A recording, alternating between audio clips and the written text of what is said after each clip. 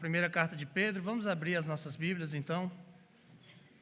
Em 1 Pedro 1, verso 22. 1 Pedro 1, 22 a 25, o texto da nossa manhã.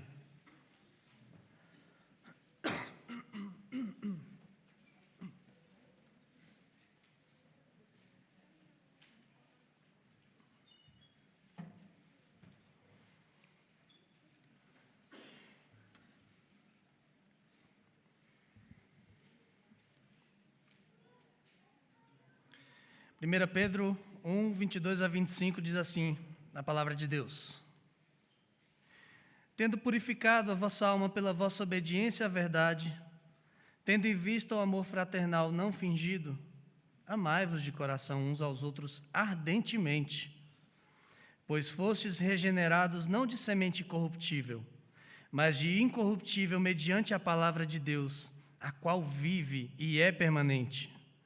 Pois toda a carne é como a erva, e toda a sua glória como a flor da erva. Seca-se a erva e cai a sua flor. A palavra do Senhor, porém, permanece eternamente. Ora, esta é a palavra que vos foi evangelizada. Essa é a palavra de Deus. Vamos orar? Santo Deus, pedimos que a palavra que nos foi evangelizada seja evangelizada mais uma vez nessa manhã pelo Teu Santo Espírito, que nós possamos ser transformados por ela, que nós possamos ser moldados a ela, para a glória do Teu nome e em nome de Cristo. Amém. Amor de irmão é algo bem peculiar. Se você tem irmão, você sabe do que eu estou falando. Mas se você não tem irmãos no sangue, de sangue, você pode ficar tranquilo também. Você vai se identificar, porque você tem irmãos no sangue.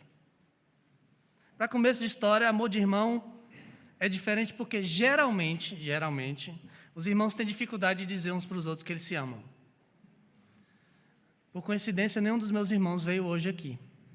Aí eu vou dizer para eles que eu amo eles. Vai ficar gravado, né? Davi, André, Felipe, eu amo vocês. Foi difícil. Mas por que é tão difícil a gente dizer isso para os nossos irmãos? Porque os irmãos, eles se conhecem como ninguém. Irmãos, eles sabem o que há de melhor e de pior uns nos outros. Pelo menos no tempo que a gente convive em casa, a gente vê um ao outro sem filtros, sem filtro algum.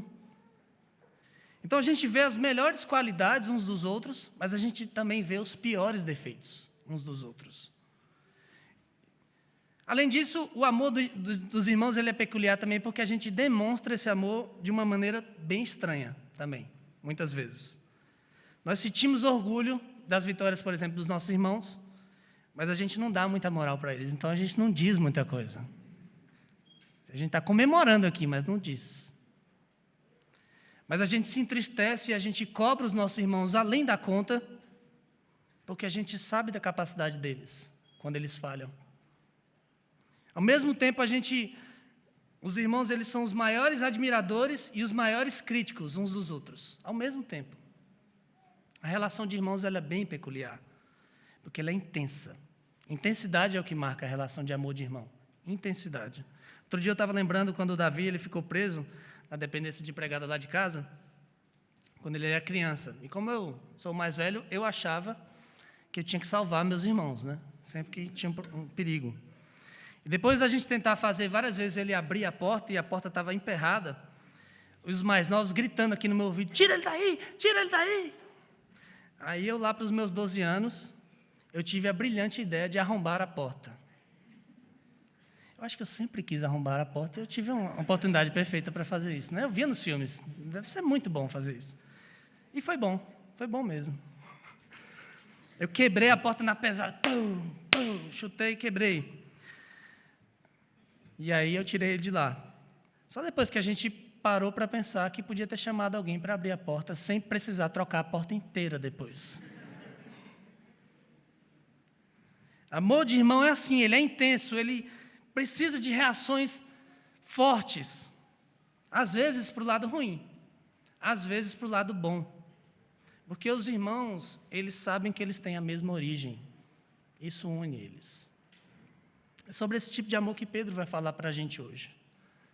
Amor de irmão. Só que ele vai falar de um amor de irmão mais intenso ainda, porque a origem comum desse amor não é natural. Em resumo, queridos, nós vamos ver nessa manhã que porque nós nascemos de novo, devemos amar uns aos outros de todo o coração. Porque nascemos de novo, devemos amar uns aos outros de todo o coração. Vamos ver isso em duas partes. E a primeira delas é que quando nós nos purificamos por obedecer à verdade, nós conseguimos amar uns aos outros de verdade. Depois de Pedro falar da maravilhosa salvação do Deus Trino que alcançou aqueles forasteiros, que faria aqueles forasteiros da dispersão perseverar na fé, ele lembra que eles deveriam caminhar em santidade durante o tempo da peregrinação deles nessa terra. Semana passada nós vimos o apóstolo Pedro trazendo imperativos para eles, dizendo, olha, sejam santos. Vocês precisam abandonar as suas paixões pecaminosas porque vocês foram comprados pelo sangue precioso de Jesus. Vocês precisam ser santos porque o Senhor é santo. Vocês foram separados por Ele. Assim, eles tinham que esperar sóbrios também e confiantes pela salvação que Cristo ia trazer um dia para eles. Mas essa santificação de que Pedro fala, ela não devia mudar apenas a relação daqueles irmãos com a sua própria carne com o mundo ao seu redor. Precisava mudar também a relação uns com os outros. Não adianta você se santificar só em você. Não adianta você se isolar do mundo. Você precisa lidar com irmãos que estão convivendo com você na igreja. Por isso que Pedro fala sobre isso. Eles tinham que mudar a relação uns com os outros. Veja o verso 22 de novo.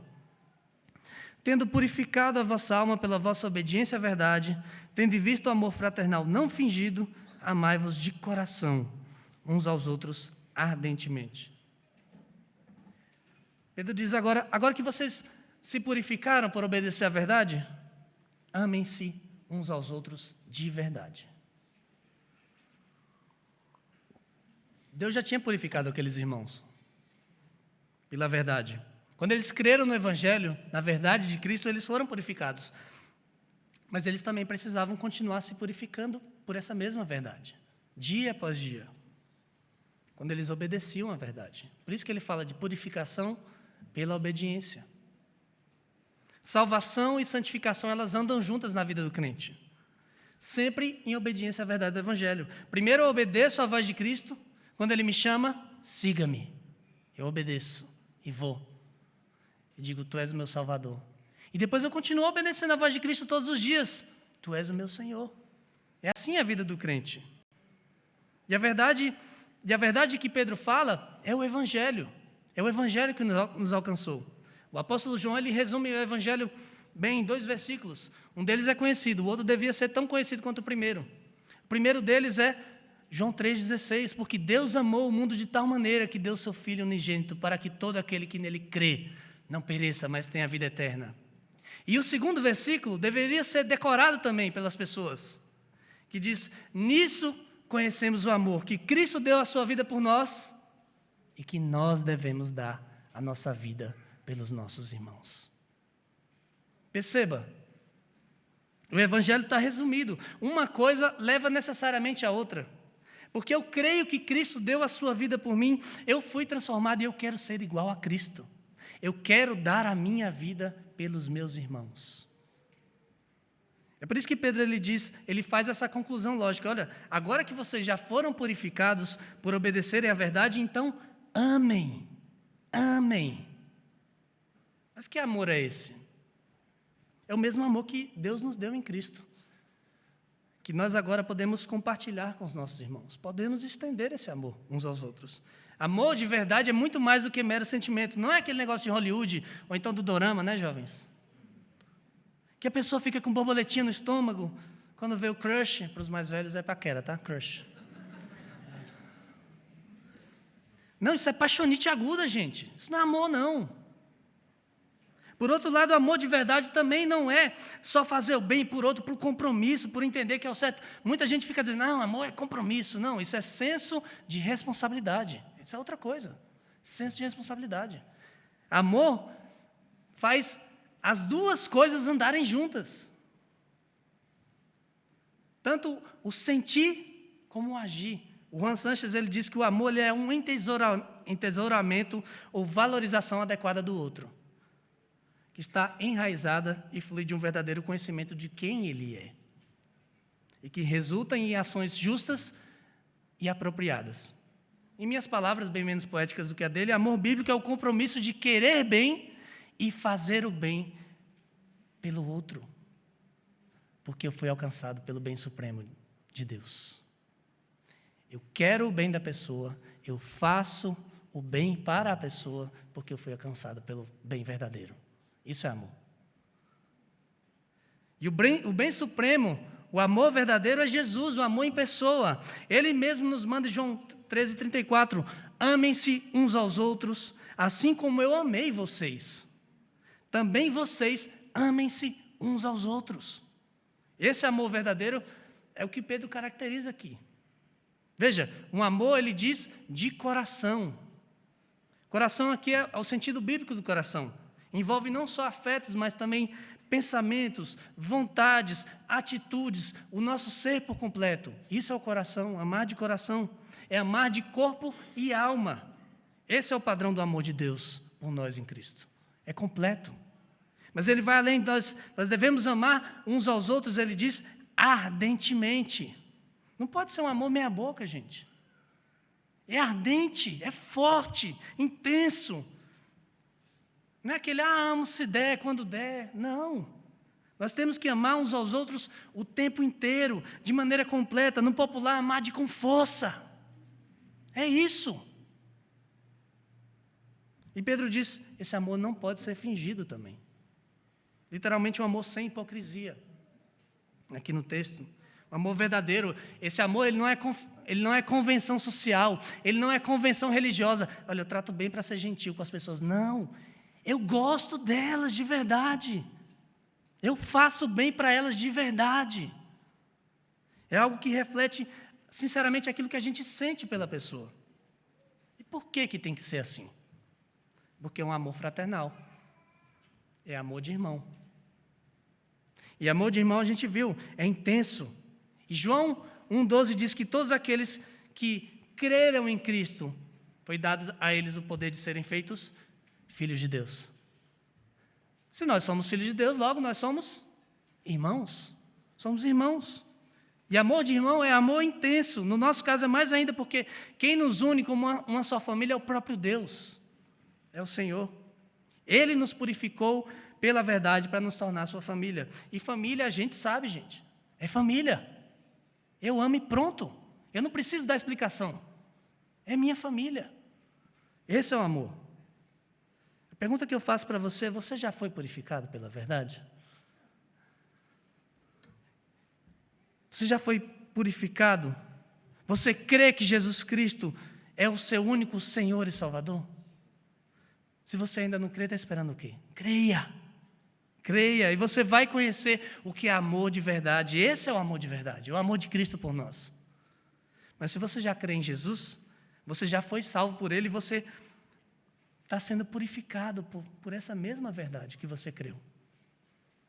Isso significa que você não só pode, como deve. A palavra de Deus diz que nós devemos amar.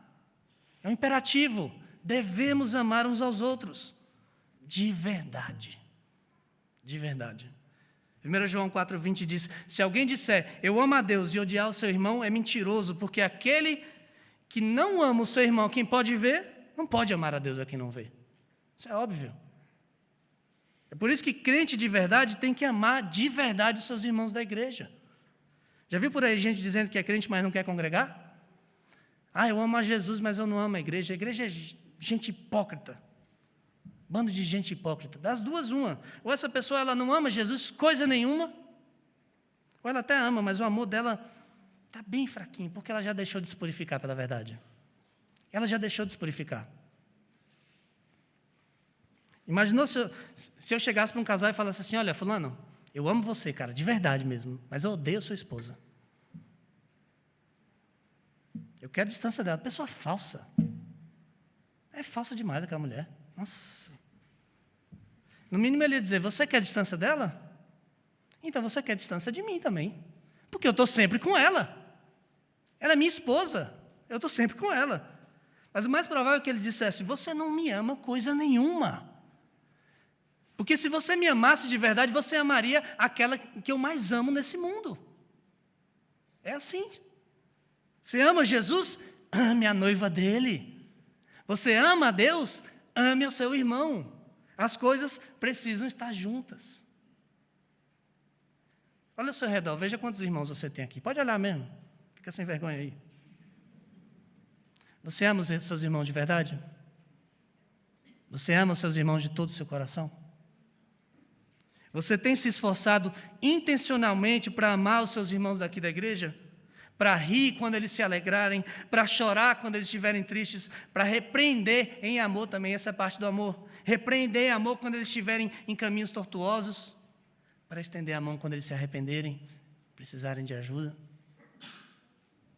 Para servi-los, para doar o seu tempo, para doar a si mesmo, a ponto de criar relacionamentos duradouros, longos, firmes com seus irmãos. Isso é amor. Isso é amor.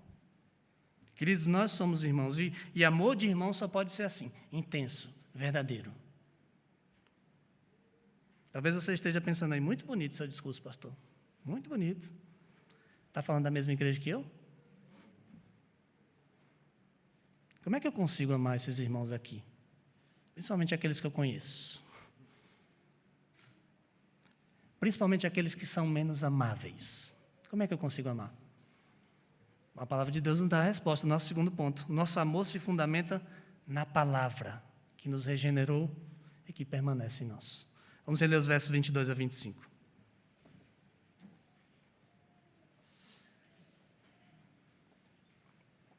Tendo purificado a vossa alma pela vossa obediência à verdade, tendo visto o amor fraternal não fingido, amai-vos de coração uns aos outros ardentemente, pois fostes regenerados não de semente corruptível, mas de incorruptível, mediante a palavra de Deus, a qual vive e é permanente.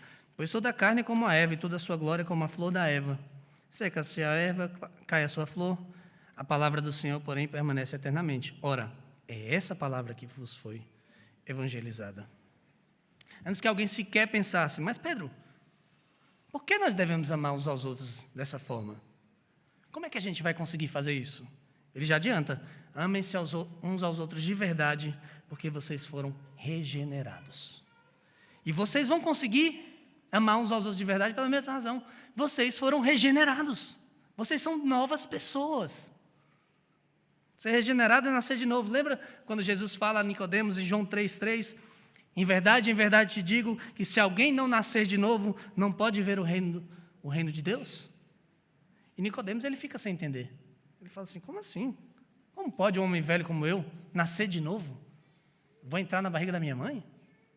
Jesus diz, não estou falando de nascer da carne de novo.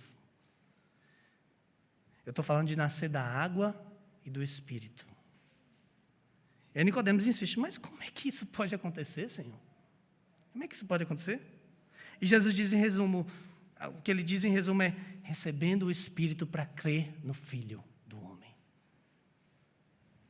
E quando você receber o Espírito e crer no Filho do homem, você vai ter a vida eterna.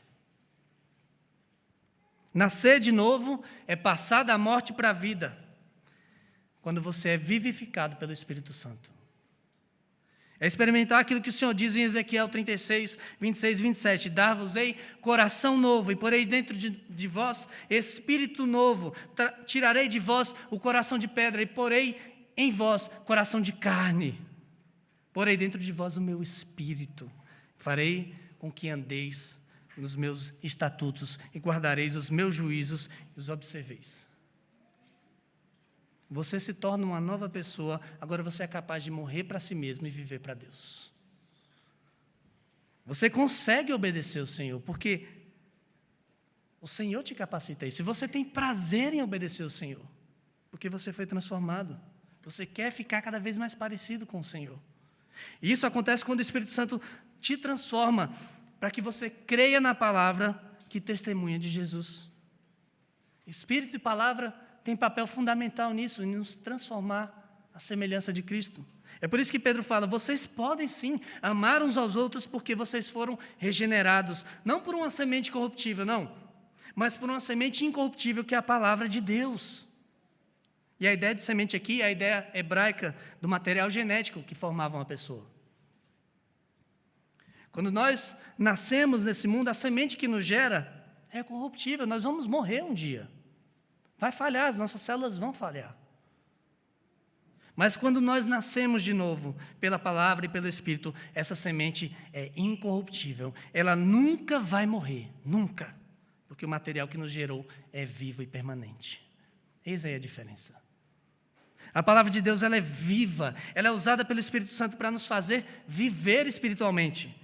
Como diz o autor aos Hebreus, ela é viva e eficaz e ela nos corta por completo para nos transformar à semelhança de Cristo. E a palavra, Pedro diz também, ela é permanente. Ela fica onde foi gerada, ela não sai dali. Se ela foi gerada ali, ela não vai sair dali, de jeito nenhum. Pedro até cita Isaías 40, 6-8, que nós lemos mais cedo, para mostrar a diferença entre a semente da carne e a semente da palavra. A carne, ele diz, é como erva, ela é sem valor, ela é transitória, um dia ela vai secar. Quem é de Brasília sabe, eu estava vendo aqui, passei uma semana fora, a grama secou. Um friozinho, né? Eu estava no calor, gente, nossa, foi horrível, fiquei com inveja de vocês.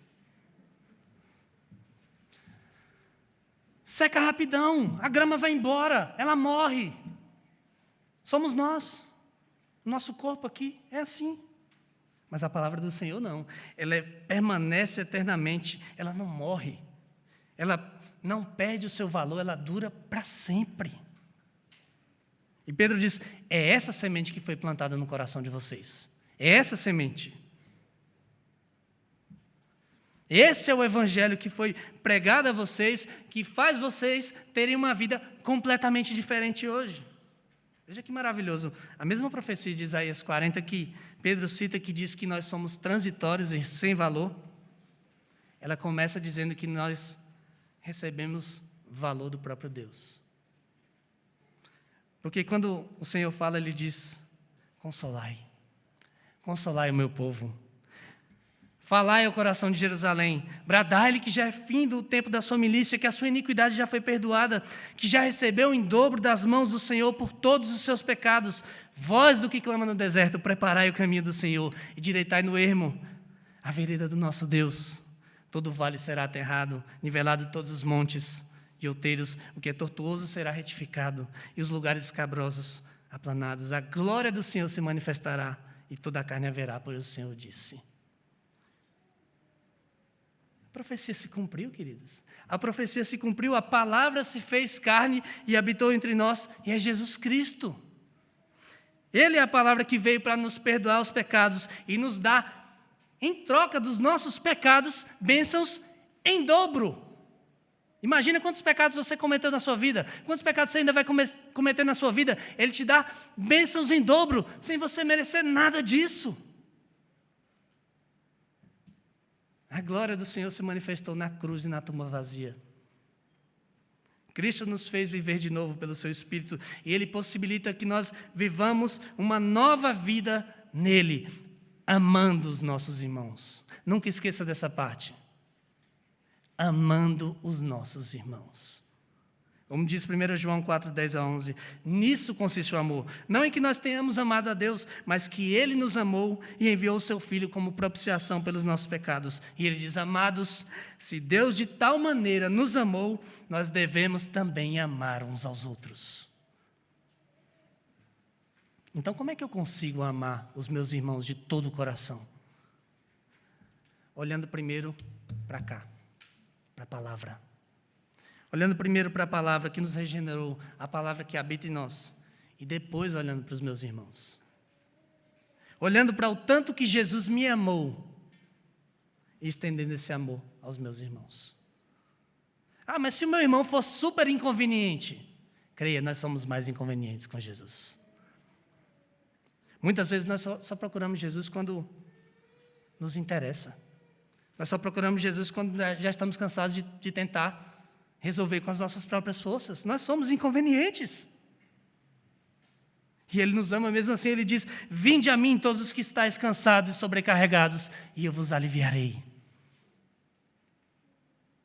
Tá bom, mas se meu irmão não gostar de mim?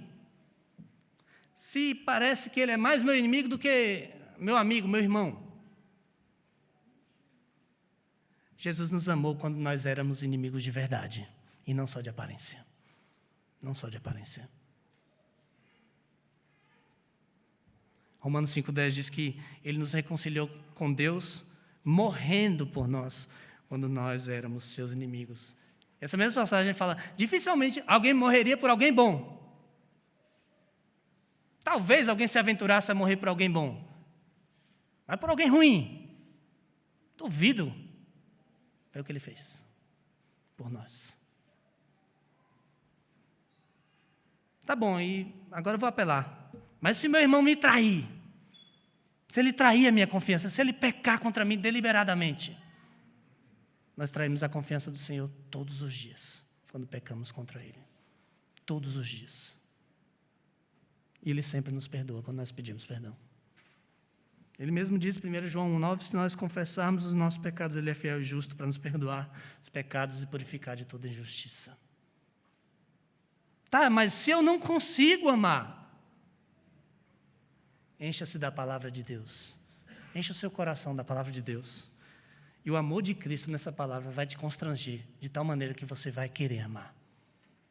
E mesmo assim, se você não conseguir, ore pedindo a Deus que te ajude a amar. Te ensine a amar. Ore especificamente para aquelas pessoas que você não consegue amar. Que você tem dificuldade de amar. Para que o Senhor transforme o seu coração. Porque nós cremos no Evangelho, nós cremos no poder de transformação da palavra e do Espírito.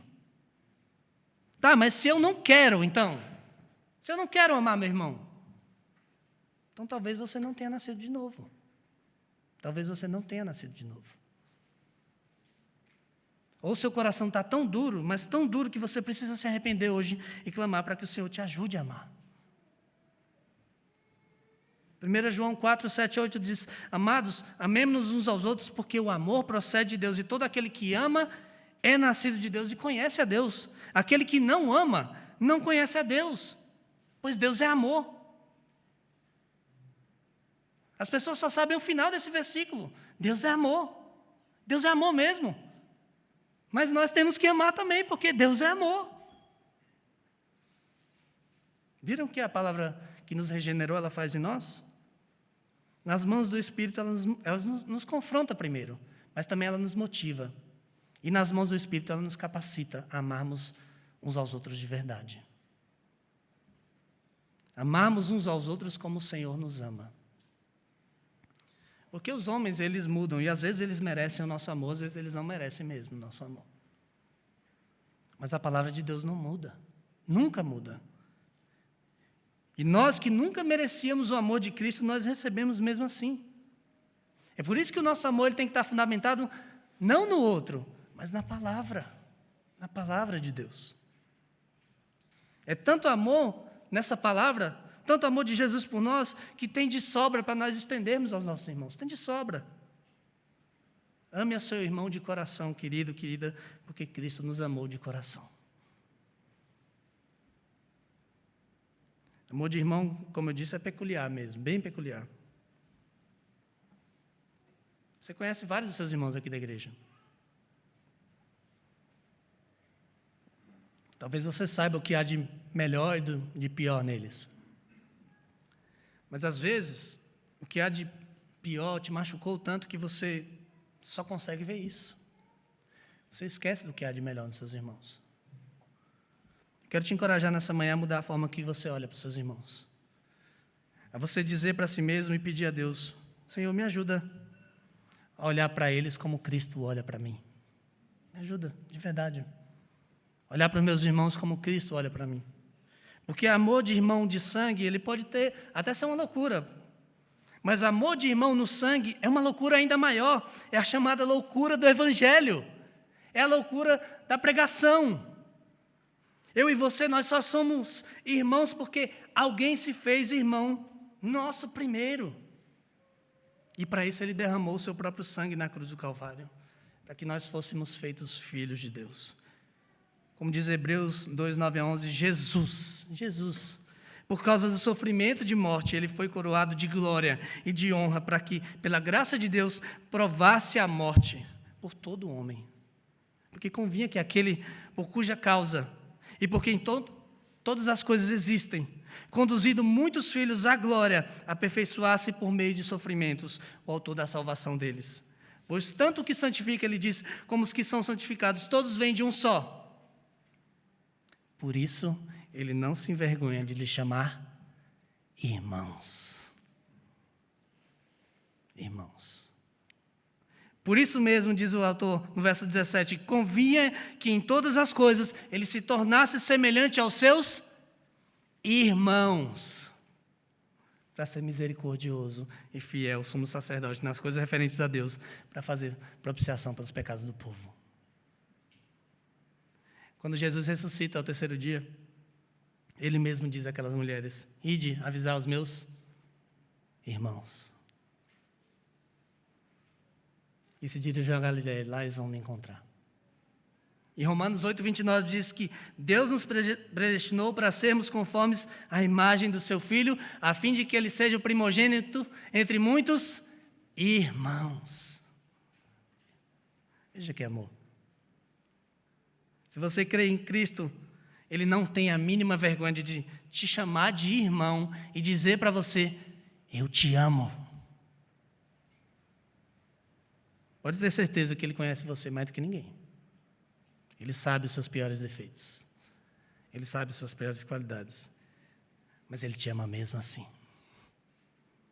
Foi por isso que ele não pensou duas vezes para quebrar o seu próprio corpo naquela cruz, com a ira de Deus, para nos libertar do cativeiro do pecado e nos levar para o seu reino de amor. O amor de Cristo, ele é um amor de irmão, ele é sempre intenso. Mas melhor do que o nosso, ele é sempre intenso para o lado bom. Para o lado bom. E é esse amor, queridos, que está dentro de nós, para ser dado também aos nossos irmãos. Afinal de contas, a nossa origem comum, ela não é natural, mas ela é sobrenatural. Vamos orar? Obrigado, Senhor, pelo teu amor que nos constrange, que nos confronta, mas que nos motiva a amarmos também uns aos outros. Ajuda-nos, Senhor, nessa tarefa. Ajuda-nos a amarmos de verdade uns aos outros, de todo o nosso coração, porque o Senhor nos ama com todo o teu coração. Obrigado por isso, obrigado por Jesus, a prova máxima do teu amor. Ajuda-nos a olhar para Ele, para o amor que Ele deu por nós e que Ele dá todos os dias por nós. E assim amarmos os nossos irmãos também. Em nome de Jesus. Amém. Vamos ficar de pé, irmãos, cantarmos ao Senhor.